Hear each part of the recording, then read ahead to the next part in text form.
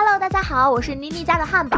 今天继续为大家带来搞笑脑洞美漫《辛普森一家》第17季第13集。今天全家一起去洞穴探险。小新本来满怀期待，然而发现这不过是自然远足之后，他才反应过来自己被骗了。好在新小妹足够了解哥哥的脾气，早就给他准备了玩具，装着硬币的水瓶。看他那股兴奋劲儿，大概晚上不会睡不着了。洞口的正中央倒挂着一根壮观的钟乳石。看介绍说，钟乳石被当地人认为是神，以为指向大地的手指。辛巴对其他文化里的神向来持鄙夷态度，这次也不例外。他还想要弄一小块来当办公室摆件，没想到就这轻轻一锤子，竟让那钟乳石整根掉落，然后所有人都掉入了由他开辟的隧道中。一阵惊险刺激的穿梭之旅后，大家跌进了一个更深的洞穴中。除了辛巴，这货太胖了，所以被卡在了出口处。怎么办？我尿急。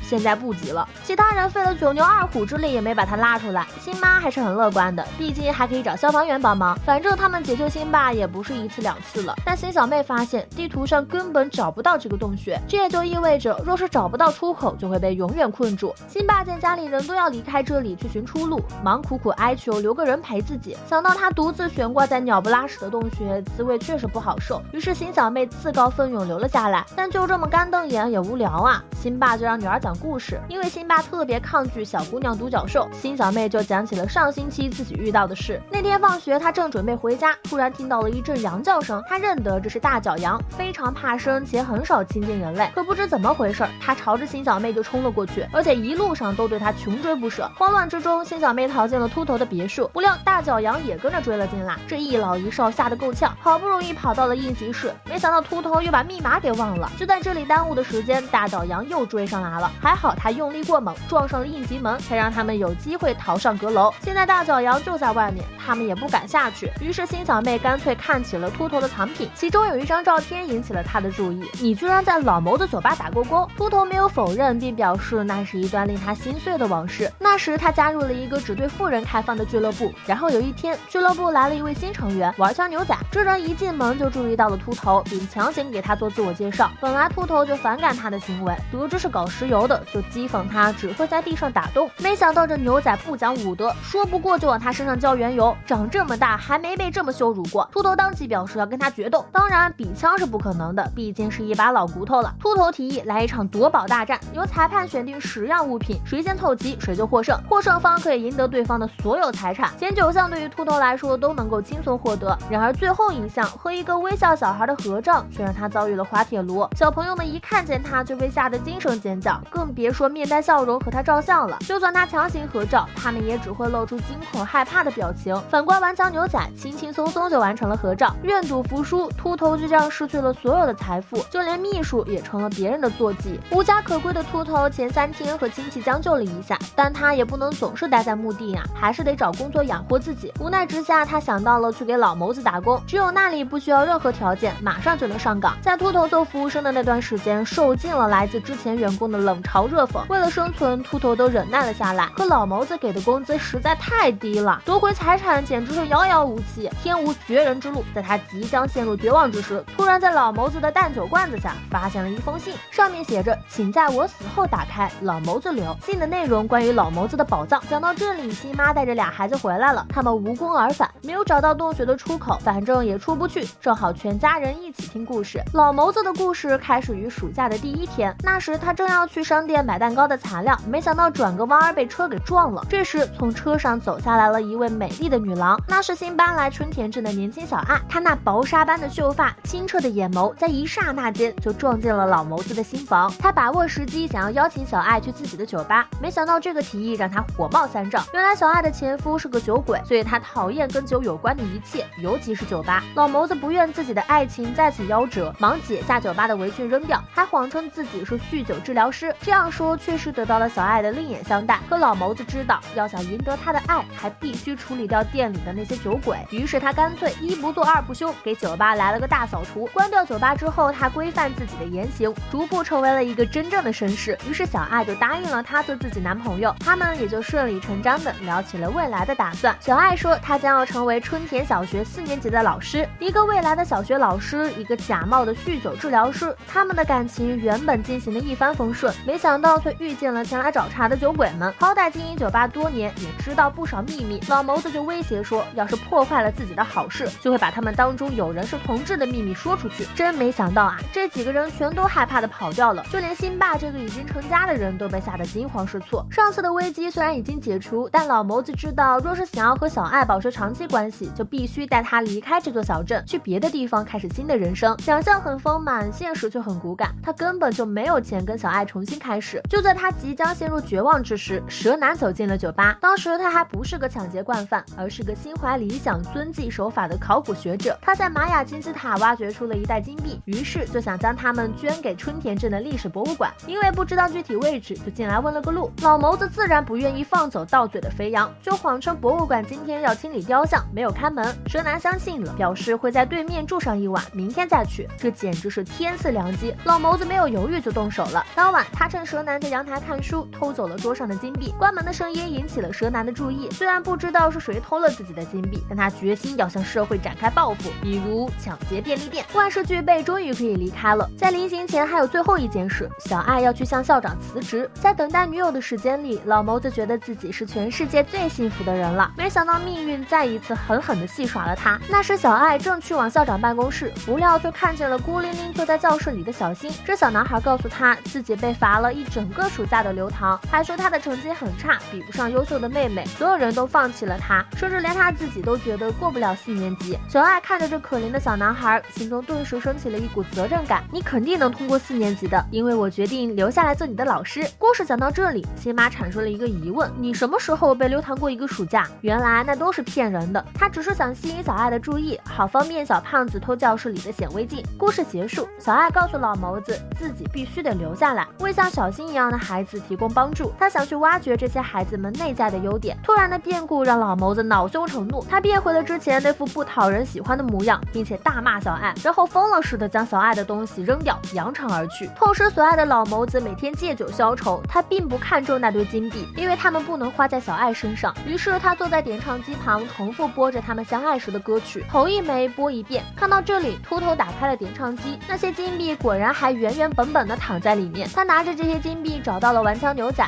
牛仔答应将财产还给他，除了核电厂，除非他能够拍一张和微笑小孩的合照。其实这照片也没什么用，只是这货有强迫症。秃头告诉新小妹，没有核电厂他也不想活了。这时大潘阳冲上了阁楼，在这千钧一发的时刻，秃头挡在了新小妹面前，可他那瘦弱的身躯根本就不够大脚羊看的，一猛子撞上去，他就动弹不得了。紧接着大脚羊又将目光转向了新小妹，他并没有发起再度冲锋，而是晃了晃脑袋，抖露出一串珍珠项链。原来他千里迢迢追过来，只是为了还项链。得知自己的牺牲多此一举，秃头有些后悔，新小妹却为此心生感激，表示愿意跟救自己的英雄合影。他拿起相机照下了那张面带微笑的合照。看到相片后，秃头激动万分，骑着大脚羊就去要回核电厂了。故事讲完了，新小妹表示她相信在秃头的灵魂深处还是有那么一丝丝人性的。她话音刚落，辛巴就忍不住流下了眼泪。别误会，她哭的原因其实是蝙蝠在咬她的腿。剧烈的疼痛终于让辛巴挣脱了束缚，掉了下来。他崩溃地吼道：为什么我要犯傻带你们来找金币呢？此话一出，全家人都沸腾了起来。没想到这次的洞穴之旅竟然是早有预谋。辛巴想起了之前自己遇到的事，那天刚好轮到他照顾宝宝，于是他像往常一样跑进树林躲了起来。正当他睡得正香的时候，一阵歌声吵醒了他：金黄的德州金币呀，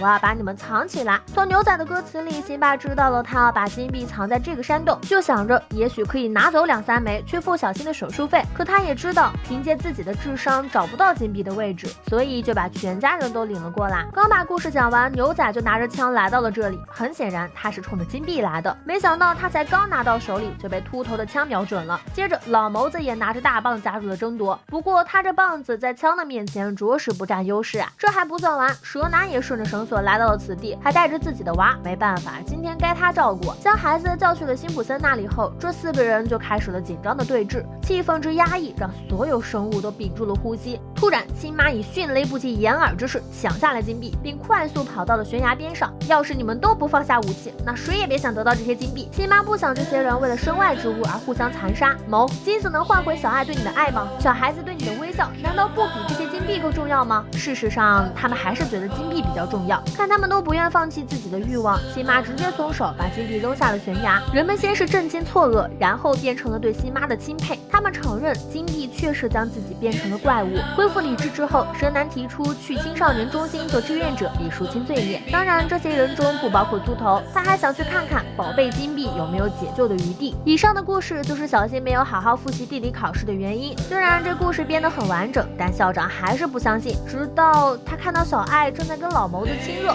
我还以为你不喜欢开酒馆的呢，都到这份上了，我就想要一个健康的男人。这就是我们马上要碰到的尴尬问题了。本以为只是一次平平无奇的洞穴之旅，却牵扯出了这么多的人和事，这其中不乏有人性的善，比如老谋子为爱改变，小爱作为教师的责任心，蛇男对于历史事业的无私，秃头的见义勇为。然而这原本美好的一切都被一袋金币给改变了。最让人唏嘘的应该是蛇男了吧？他原本是一个受人爱戴的年轻教授，一朝遭遇不幸，被失足成了抢劫犯，不免令人痛心惋惜。金币本无罪，有罪的只是人们自身的欲望，若是不加控制，任其发展，它终会将我们带入不可挽回的深渊。